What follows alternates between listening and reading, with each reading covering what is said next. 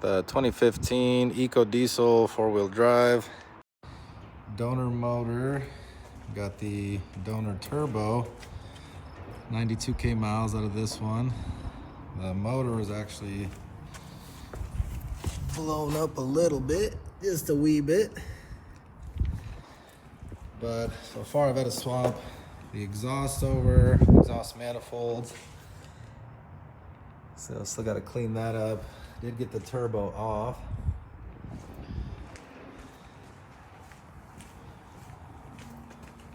All the other piping and hoses and all that good stuff. Right now I'm working on getting this guy off. Don't mind the sketchiness here. It'll work for now.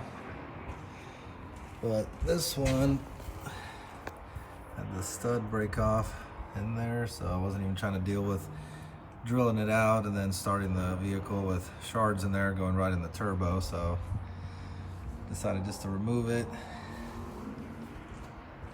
And with the cab off, obviously much easier.